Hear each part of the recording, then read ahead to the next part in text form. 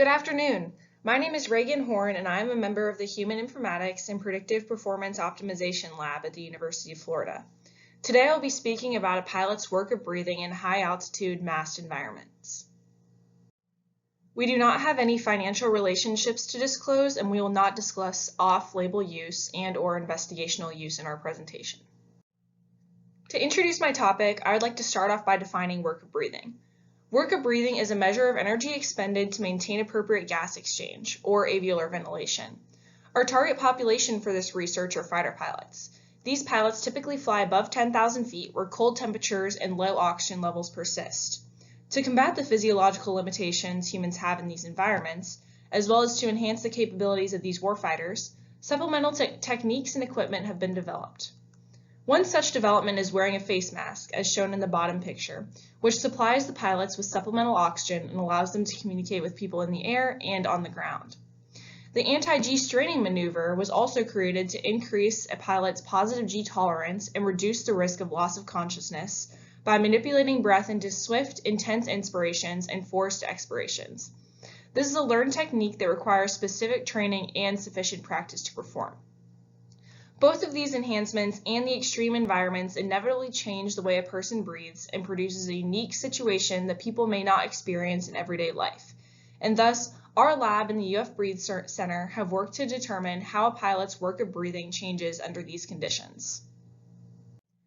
In order to analyze a pilot's breathing, it is first important to consider a few different waveforms and definitions. The first waveform we will consider is the sinusoidal waveform, as shown in Figure A. Here, the total time of a single breath is divided into equal lengths of inspiration and expiration. The non-sinusoidal waveforms include not only when Ti and Te are equal, but also when they are not. As shown in Figure B, the time of inspiration is less than the time of expiration within a single breath, and an example of this could be hyperventilation mechanics.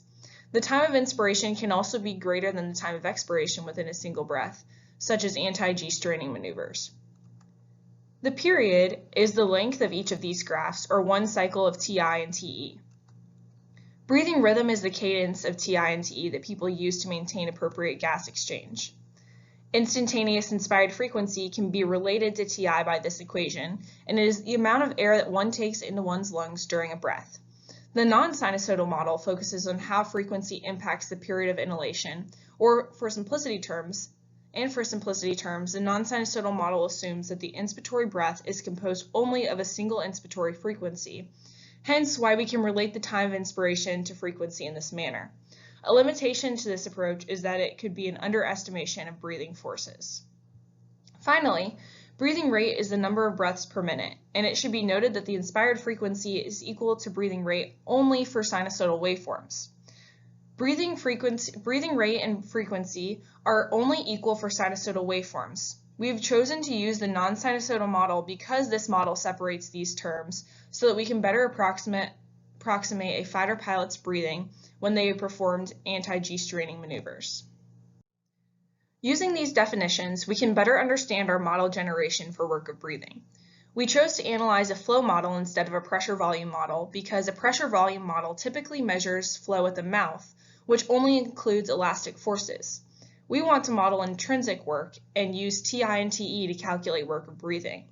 We want to use this model that better encompasses all the forces present when breathing. Thus, we expand Otis et al.'s classical model, which was produced in the 1950s, to distinguish between breathing rate and frequency. The classical model is divided into elastic, viscous, and turbulent forces, and assumes that breathing rate is equal to frequency. So in this case, the F in this equation is frequency and breathing rate.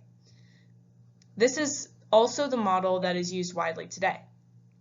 In Napoli et al.'s sinusoidal equation for work of breathing, which is also the equation that we will use to model breathing in unique environments, the classical model is expanded to include both breathing rate and frequency as separate terms. To further expand on the three forces being measured here, which are elastic, viscous, and turbulent forces, we use this figure to determine the makeup of the total work of breathing at specific breathing rates. At normal levels of breathing, the elastic forces are most important to determine work of breathing. However, in non-normal scenarios, we begin to see the turbulent and viscous forces become dominant. This is why we have decided to use the flow model instead of the pressure volume model, because the elastic flow typically measured at the mouth becomes non-dominant at extreme levels of breathing. We have developed 3 research questions to address the unique environments that fighter pilots operate. The research questions are: what is the impact of high-frequency breathing on the non-sinusoidal work of breathing compared to the classical model? What is the impact of dead space on work of breathing for fighter pilots? And is it possible to connect alveolar ventilation changes to breathing compromise under in-flight conditions? The first research question involves looking into the impact of high frequencies on work of breathing for the 2 models. We measured percent change between the 2 models, first at frequencies no greater than 1 Hz. These frequencies are characteristic of everyday life, and the differences are not alarming. We could say that the models are relatively similar. However, things can drastically change at higher frequencies. Fighter pilots breathe at these high frequencies during anti-G string maneuvers, but it should be noted that this breathing is not being sustained over a long period of time. As you can see on the graph, we have estimated up to a 220% change in work of breathing. While this is both shocking and extreme, it is important to consider the different context we are analyzing. Typical human breathing does not surpass inspiratory flow rates of 1 Hz, and at this rate, shown at the bottom of the graph, are relatively similar. However, abnormal scenarios that a small proportion of the population face, percent change exponentially increases and shows that the classical model is an extreme underestimation of how much a jet pilot is actually working to breathe. Our next research question assesses the impact of elevated dead space on work of breathing. Dead space is the air in the lungs that does not participate in the gas exchange. Normal dead space in the lungs is around 200 milliliters. However, this number can be increased through occlusions at the mouth, such as wearing an oxygen mask. We modeled the changes in dead space and frequency and found that work of breathing does increase at higher dead spaces than normal frequencies, but the combination of these 2 changes results in significant increases in work of breathing, and the region of optimality for breathing rate shifts. Thus, it is important to recognize the compounding negative effects of frequency and dead space on rate of work. The region of optimality shifts at higher dead spaces from a lower breathing rate to a more central breathing rate. Thus, this is important particularly to pilots, because if a regulatory issue occurs, this research and further research could give insight into how to adjust the breathing to lower their rate of work. Our final research question sets to determine if it is possible to connect alveolar ventilation to breathing compromise in high-altitude mass environments. Alveolar ventilation is the air that travels to the alveoli for gas exchange, and it is the priority for the human body to maintain normal breathing. Every change in the variable must be equalized, or respiratory compromise can occur because the body is continuously changing its breath to find an equilibrium. For the sinusoidal model, alveolar ventilation includes tidal volume, dead space, and breathing rate, and the breathing rate is also equal to T-tote.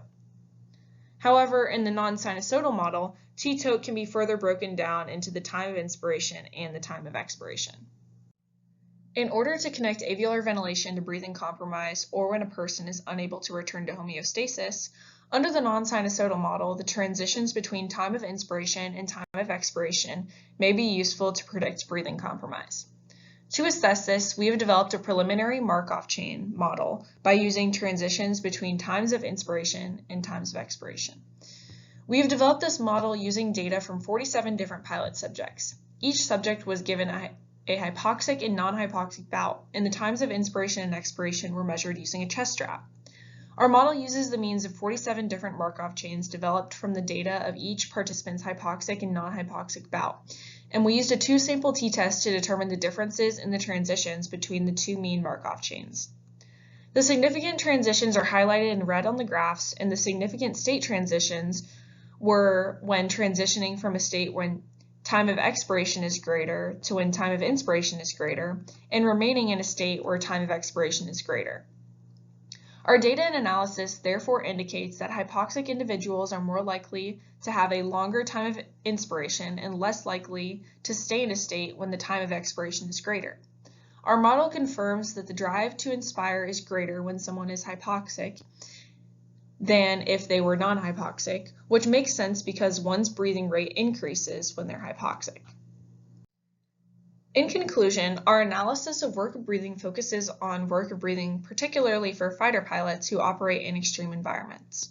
Our simulated comparative results between the non-sinusoidal model and the classical model indicate that the classical model is an extreme underestimation of work of breathing when measured in these unique contexts.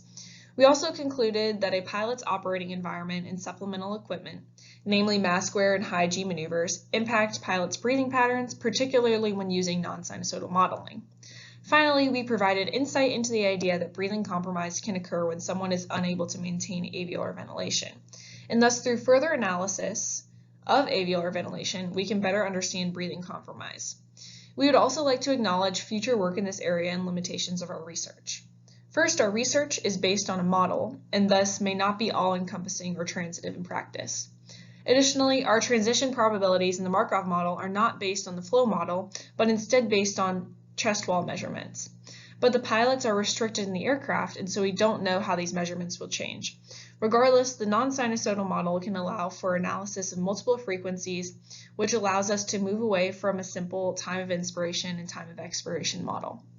Ultimately, advances in this ongoing research can help us to better understand how pilots breathe and how we can help them to limit dyspnea and hypoxia in the sky.